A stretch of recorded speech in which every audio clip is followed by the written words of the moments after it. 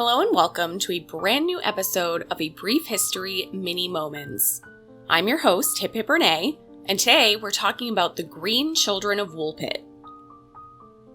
It's widely accepted that the legend of the Green Children of Woolpit happened sometime during the 12th century, but most likely during the reign of King Stephen around the year 1150.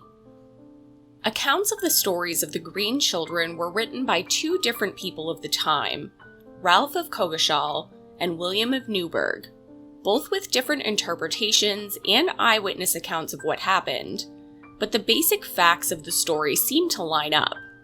In the village of Woolpit, named for the wolf pits that surrounded the town with the intention of catching animals for food, a group of villagers stumbled upon two children wandering around near one of the wolf pits, though in other accounts they had seemingly fallen into the wolf pits that were double their height and hundreds of square feet large. Interestingly enough, the two children, who were alone, had skin of green and spoke no English, only speaking what seemed to be gibberish to the local townsfolk. The children were taken in by a man of the name Sir Richard de Calne, and it was quickly found that the children, in addition to their green skin and unknown language, would only eat raw beans, with an aversion to other foods entirely. The longer the children lived with Sir Richard, the more robust their palates became, and they began losing the green tinge to their skin. Unfortunately, the boy with green skin became increasingly sickly and eventually passed of an unknown illness. The girl, eventually named Agnes, thrived. Agnes learned English and was able to tell her own account of what her life had been like before being discovered in Woolpit. Agnes's account was that her and her brother lived with their father in a land she called St. Martin. Agnes stated that her and her brother were tending to their father's flock in the fields when they wandered off, drawn by the sound of bells in the distance, and were eventually found in Woolpit. The children were never able to find their way back to their supposed home, and Agnes also recounted that in her land the sun never rose, and was in a state of perpetual sunrise or sunset.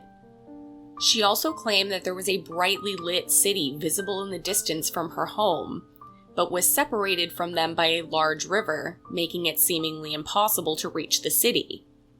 There are a few theories on the Green Children of Woolpit, where they came from, and why they had been found with green skin.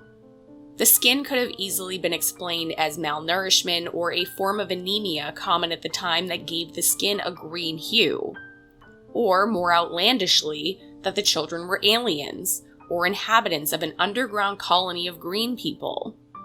A common and well-accepted theory about their whereabouts is that the children were of Flemish descent, a people that had been persecuted and likely killed by King Stephen, or possibly the next king in line, Henry II. It seems likely that the children were lost and confused, separated from their parents, and could have confused the villagers by only speaking Flemish, a language the local townsfolk would not have known. Agnes eventually married a diplomat and they had a child together. She lost the green hue to her skin and lived a seemingly normal life after having been found with her brother as a child. What do you think about the legend of the Green Children of Woolpit? There seems to be enough eyewitness accounts and tellings that the story has plausibility, but how many of the facts survive through the centuries without exaggeration? Leave your thoughts in the comments below. Thank you for joining me for this episode of A Brief History Mini Moments. Thank you to my patrons who support this series, you are much appreciated. Don't forget to like and subscribe, and I'll see you for a new Brief History episode next week.